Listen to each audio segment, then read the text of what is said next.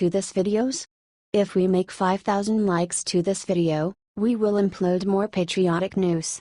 Thank you. Sessions just claimed first blood with epic win against sanctuary cities. See which ones he took down. Whoop, there it is.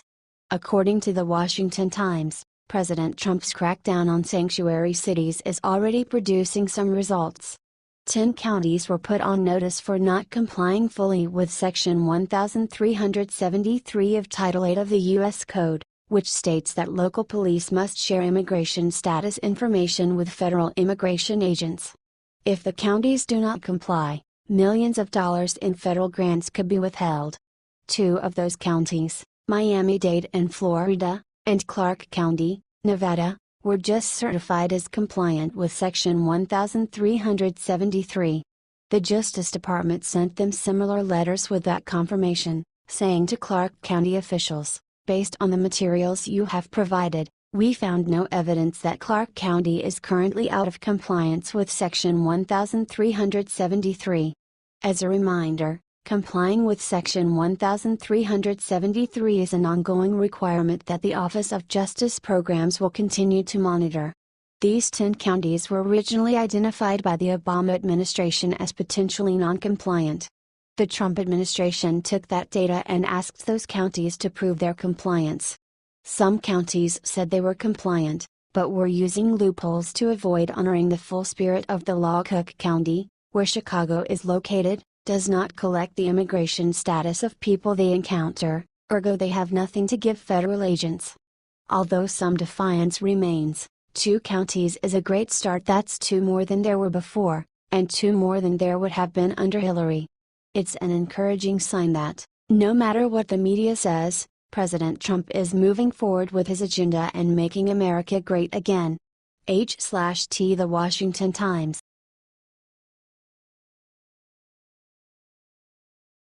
Chuck Norris just roundhouse kicked Mitch McConnell with what he just did. Jeff Sessions' Senate seat is up for grabs in Alabama and it's a heated race. There are 3 major candidates, one being a McConnell-backed establishment Republican, Luther Strange, and 2 who have shown a strong loyalty to President Trump, Roy Moore and Mo Brooks. According to a poll provided exclusively to Breitbart News, Roy Moore, a controversial former state Supreme Court justice, is in the lead, just a week before the GOP primary. And he's exactly who Chuck Norris has now endorsed. While Strange came in second in the poll, Brooks, the other Trump loyalist, is quickly gaining ground. Chuck Norris said of Moore, "He's tough, tested and has a spine of steel." He went on, "The Washington establishment knows they won't be able to count on him, but Alabama voters can." Judge Moore has never backed down from standing for what is right, and that's exactly what he'll do in the U.S. Senate. That's why the Washington establishment is spending millions trying to defeat Judge Moore. There's a deep rift between Trump and establishment Republicans. And the Alabama election will be quite telling as far as who will succeed in that contest. If Chuck Norris, and the poll provided to Breitbart, are any indication, it is clear that the voters who elected Trump are still going strong in his support. If you agree with Chuck and would like to see him roundhouse McConnell, too, please share this and comment "I agree with Chuck."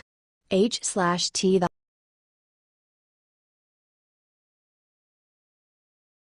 SHE finally broke what Maxine Waters just let slip will doom the Democrats. If you are looking to find a powerful Democrats guaranteed to say something bad, hit, crazy, mad, Maxine Waters always manages to come through. This time, however, what she revealed on the morning radio show The Breakfast Club could literally spell the end of the Democrat Party. Maxine Waters wants to form a political party for African Americans. Now, this is not an overnight takeover she has in mind. According to her little plan, Maxine thinks that they should all just be Dems for now until they are strong enough to break off and make their own party. Maxine made it very clear that she wants to see more black people at the polls voting Dem before she is willing to pull the trigger on anything. Apparently, Hillary Clinton did not give her confidence in that realm.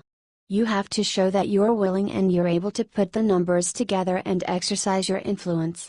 We still are not voting our influence yet. There are a few fundamental issues with her perfect little plan. 1. Not all African Americans share the same values. What is to stop the party from splitting into liberals and conservatives again? Another issue is, who will lead this party? If it is gonna be Maxine Waters, they're doomed before they even start. But hey, whatever gets her out of office is fine with us, right? Also, just a heads up to any African Americans reading this, the Republican Party welcomes you wholeheartedly despite the lies of the MSM. Share this around if you agree 100%.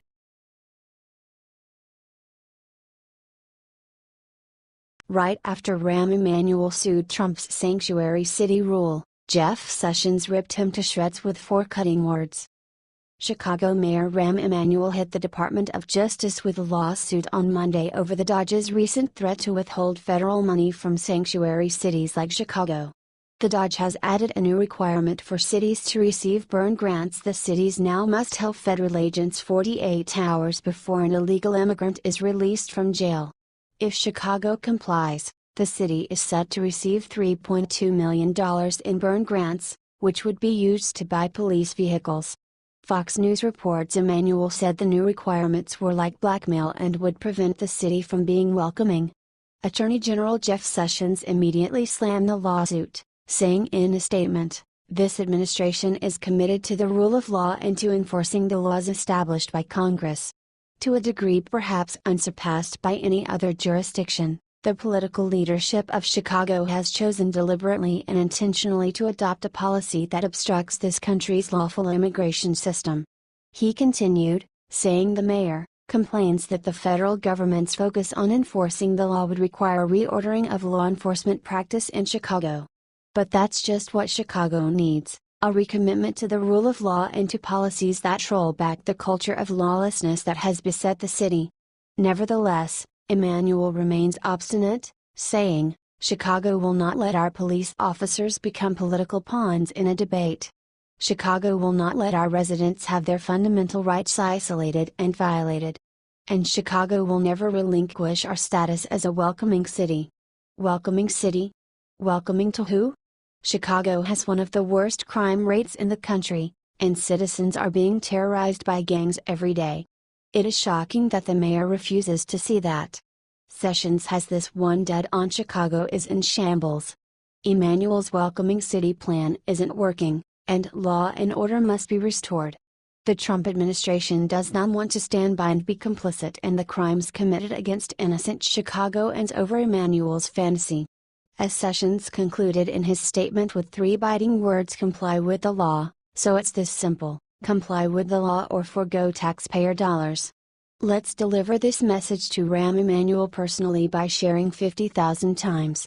H/T Fox News.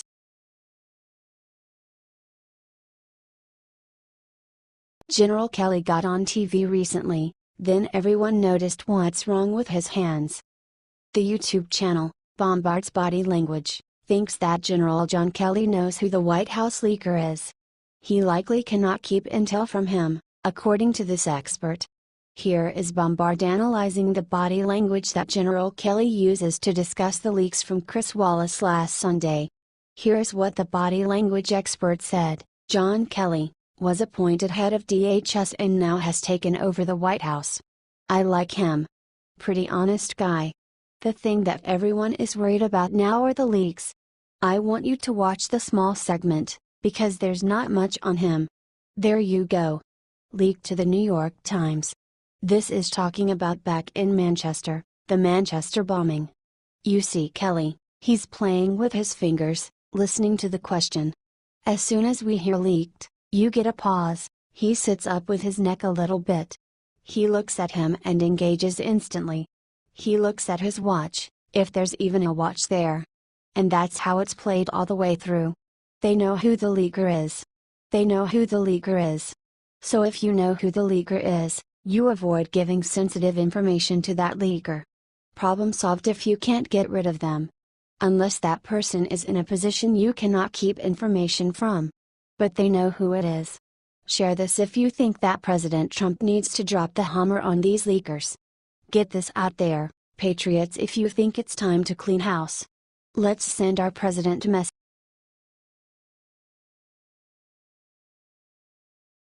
New report exposes Hillary and Obama's dirty Russia secret they were praying would stay buried.